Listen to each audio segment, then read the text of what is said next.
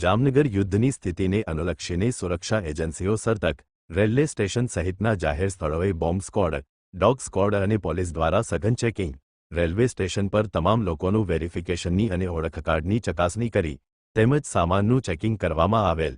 અન્ય રાજ્યમાંથી ટ્રેન પર સુરક્ષા એજન્સીઓની ચાંપતી નજર.